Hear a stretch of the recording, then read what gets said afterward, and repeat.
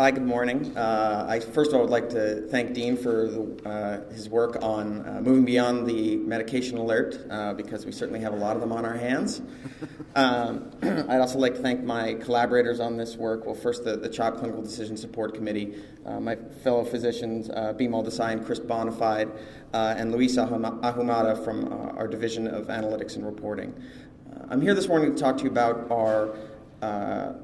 the approach that we took in analyzing and measuring implementation changes that we made for drug-drug interaction alerts in our electronic health record system. So alert fatigue is a term that often goes without saying, and I'm fortunate in that a fancy animation can say a lot more than words. In the case of medication alerts, we have a signal which is medication alerts that we feel are important to the patient and can make a clinical difference versus noise, which is similar appearing alerts which really do not add to the clinical care of a patient. So what we worry about here is the noise excessively drowning out the signal and therefore potentially impacting care.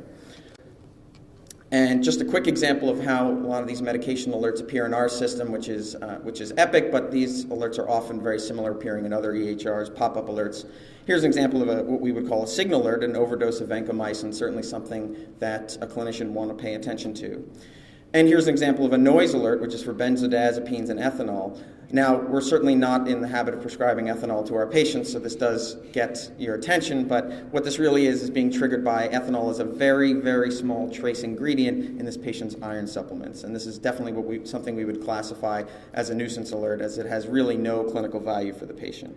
So you can see these two alerts appear very similar, and you can imagine seeing them back to back, or worse yet, when they're combined in some way, that it can be very challenging to figure out which of these are going to be clinically meaningful to your patient and which ones you have to respond to.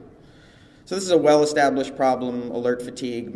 Medicine is not alone. Aerospace, avionics, and deep water oil drilling have all had issues with alert fatigue, and all have come up with various tools to try and combat them.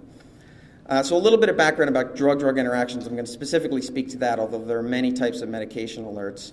But drug-drug interactions have been consistently identified as some of the most problematic from a signal-to-noise ratio perspective.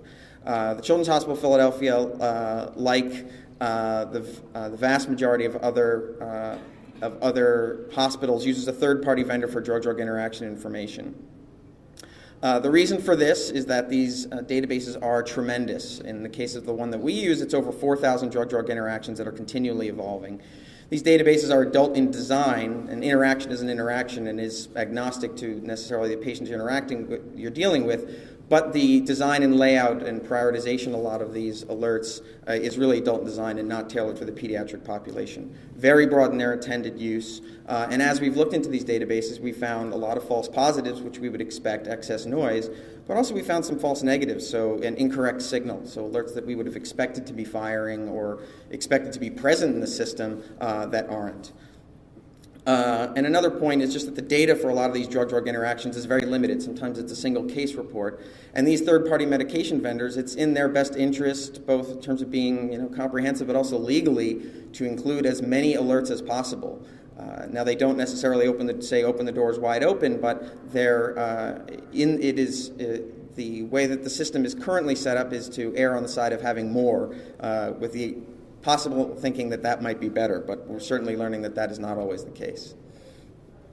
So in terms of the local problem that we had at CHOP, we, as many of you know, transitioned our inpatient system from one electronic health record system to another, to Epic for the inpatient side. In our previous EHR system, we did not have drug-drug interaction alerting or duplicate alerts turned on, basically because we felt that we could never get them to work appropriately. With this implementation, we did turn them on in somewhat of a limited way. And shortly afterwards, the Clinical Decision Support Committee was very attentive to these types of problems, started to get some data based on anecdotal reports that people were seeing a lot of alerts. And we saw that prescribers, pharmacists were seeing anywhere from 20, 30%, sometimes even much higher, as we'll see, alert rates. So that's alerts per medications that they ordered. And we saw some override rates that range greatly, but for some groups we saw override rates greater than 90%. So a little bit of the data that we initially got, we started to see that prescribers were seeing approximately 800 alerts per day with override rates of 75%, and inpatient pharmacists seeing 1,800 alerts per day, over double, with override rates much higher at 94%. Now, it's hard to deal with those as raw numbers, so we did a little bit of a analysis looking at these by alert type. So here we have just a quick layout. We have our four major medication alert types: duplicate medication, drug-drug interaction, max dose, and drug allergy. And then the y-axis you see here is the override percentage. Now, I will point out there is no real set standard for what is an appropriate override rate, but you'll see some of the numbers that we have were concerning regardless. So this is for prescribers, which are the red circles we see, and the size of the circle represents the relative frequency of these alerts. So we had the largest number of duplicate medication alerts, drug-drug interactions, a smaller amount of maximum dose and drug allergy alert. When we compare this to pharmacy, we noted some pretty significant differences. I'll go over why there are such significant differences here, but what really got our attention, I sort of want to point out three things in here. First is obviously the big blue circle under drug-drug interactions, which really we identified as a significant problem. Myself as a prescriber, even on a good day, I don't consider myself a real expert in drug-drug interactions, so that our pharmacists were seeing this volume of drug-drug interaction alerts with override rates very close to 100% was very alarming for our group of prescribers and pharmacists who represent the Clinical Decision Support Committee. The second thing I want to point out is really just the higher override rates across the board for our pharmacists for all four of these alert types. Now, this could be, certainly there's a factor that another clinician has previously acknowledged these alerts in some way, but also our concern was that this huge volume of drug-drug interaction alerts was really just bringing the override rate for all of these other alert types up. So the Clinical Decision Support Committee really chose to focus in on these drug-drug interaction alerts for pharmacists as our first target in our alert reduction project. So why were they seeing so many more? Well, our the medication vendors and Epic give us some tools to categorize these alert types or to stratify them. So this is for drug-drug interactions, just an example. So the medication vendor will separate them into minor, moderate, and major, and then they have something called documentation level. And you can adjust these filtration levels for various groups, but the filtrations are very coarse, so you can't nail this down to one particular interaction. If you change one of these squares from red to green, or basically turn it on for a group, you're potentially impacting hundreds or potentially 1,000 alerts at once. So our goals of our improvement are really pretty straightforward: to reduce our alert fatigue and to reduce the number of noise alerts. In addition, we also identified some more specific questions that we'd like to answer. Firstly, can we demonstrate the effect on meaningful alerts? So when we decrease the noise, can we demonstrate a better response to the signal, to those meaningful alerts that are present? And maybe can we try to quantify the point at which people physicians and other clinicians are at risk for alert fatigue? So as we look at either the rate or maybe it's just the raw number of alerts, do we start to see some type of point, some type of threshold where that alert fatigue really sets in? So as we explored ways that we could deal with this problem, we came across some both ethical and legal challenges. First of all, as many of us know who've dealt with alerts, these are very easy to turn on, but very difficult to turn off for a system. And the ethical challenges are really that in some ways patient harm is going to be inevitable. Regardless of what we do, if we turn off medication alerts from the system, well, eventually it's possible that a patient could get harmed by one of those.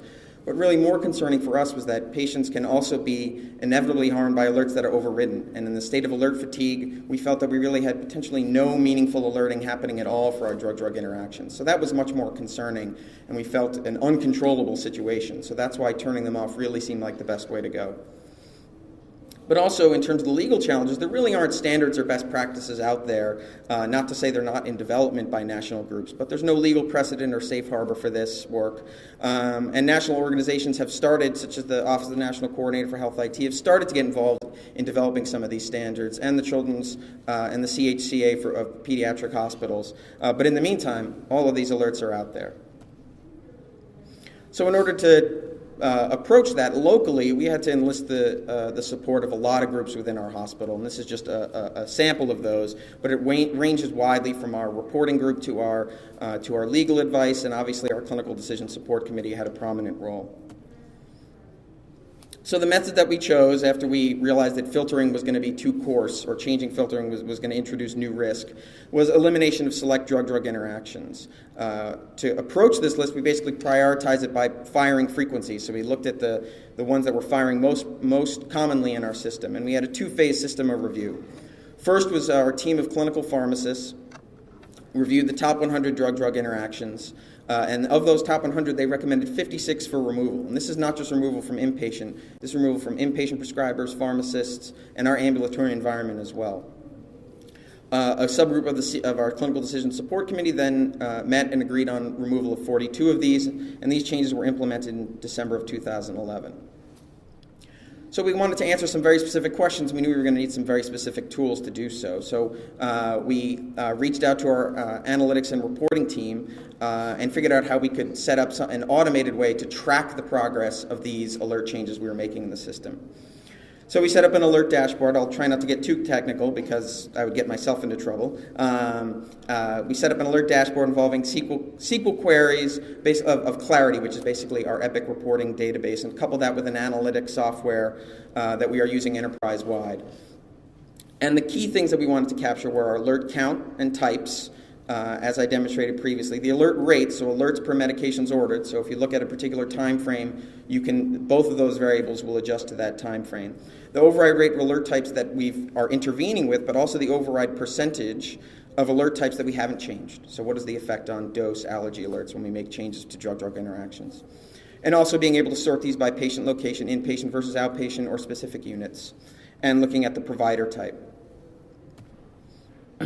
So here's just some very preliminary results. This is coming straight from our dashboard, which is still in beta and comes with all of those caveats, one of which I'll point out shortly. But we'll start with pharmacy. And here we see sort of our pre- and post-intervention period. The blue line represents the alert rate, so alerts per medications ordered, and that follows the axis on the left. And the orange lines are the override rate represented by the axis on the right. And this is basically showing a comparison of means pre- and post-intervention. One thing I'll point out, again, that it is in beta, but the alert rate number down in blue, you can either ignore the percentage sign or the decimal point before it, but that is actually 0.56 or 56%. But in the final version, we will correct that certainly. So for our pharmacists, in terms of the results, we see a significant drop in their overall medication alert rate from 56% to 37%, and a drop in their override rate from 93% to 87%. And this is largely showing us that it got dark when we turned off the lights. So we wanted to drill in a little bit more as we look at drug-drug interactions, in particular for pharmacy. Again, we see a drop in the alert rate, nearly cutting it in half, but also a drop in the override rate from 94% to 88%. But now we wanted to really see what are some of the effects in the alerts that we haven't changed. So for those alert types, we did also see some effects. For drug-drug interactions, and these are specifically drug-drug interactions that we didn't change. So we looked at them before and we looked at them after. See a relatively steady rate of 22%, although it increased a little to 25%, but a drop in override rate from 93% to 88%. Our max dose alerts, which we did not touch throughout this intervention, for pharmacists, and this is all pharmacists we're talking about, dropped from 78% to 69% as an override with a constant rate of 3%. Now you see much lower override rates and firing rates for the max dose alerts. I will point out that those dose alerts were developed custom in-house at CHOP through a collaboration of generalists and specialists, and we feel they are very effective. So the lower starting rate for those, we feel reflects that content is more meaningful. And then also looking at duplicate med and drug allergy for pharmacists, we see relatively constant rates for those alert firing frequencies and modest drops from 94 to 91% for duplicate med and 89 to 84% for drug allergy alerts. Now, prescribers, the results are not as convincing. So we have a alert rate that was largely constant of 22%, around 20%, and actually an override rate that increased for prescribers. But I will point out a couple of caveats here. The alert changes that we made really primarily affected the pharmacy group. So the alert drug-drug interactions that we removed were some of the noisiest for pharmacists, but they weren't necessarily some of the noisiest for prescribers. And that's why we really don't see much of an overall volume change for these prescribers. Also, right around in February, March, there's a little bit of a bump in both the alert rate and then the overall alerts, which is this graph on the bottom. And this was due to a new policy that was implemented requiring the reordering of medications after a certain period of time. So we had a lot of extra medication orders going in and causing an increase in our alert rate. This didn't show up in the pharmacy data as much because their overall volume of alerts was just so huge. And then looking at drug-drug interactions for prescribers, again, we see very little, we see an increase in the override rate, but really very little impact on their overall alert rate. So we still have some work to do for prescribers. So in summary, the results of our analysis were lower override rates for more customized pediatric content in our dose alerts compared to vendor-based third-party content. And our analysis of the intervention so far, with just a small amount of data, shows some preliminary evidence to the benefit of clinically meaningful alerts when the noise alerts are reduced. Some limitations: this is an uncontrolled environment, quality improvement works, all of those caveats apply. But then also that the override rate is really a proxy. Not all override rates are created equal. We don't know what the gold standard is for an override rate. Some amount of overriding is going to be clinically appropriate, even of some of the best alerts that we could imagine. And also it's also a proxy for a relationship to patient harm. So we have an inferred relationship to patient harm and adverse drug events, but that potential patient harm is really just inferred, and there's no clear demonstration of that. So what's next for us locally? We have a second drug-drug interaction alert reduction that took place on March 13th, and for targeting prescribers, we had some change in the system that resulted in a dramatic drop in duplicate medication alerts, which we see a preview of here. So we'll be following that up with more data. We'll also be doing a more formal analysis, hopefully with an interrupted time series, once we have more data. And nationally, we'll be working to collaborate with pediatric institutions and non-pediatric to help define what these standards are and best practices are moving forward, so that we can all be learning from each other's experiences in reducing alert fatigue. And then we'll be able to engage vendors, and which is already happening, and CPOE standards groups such as Leapfrog.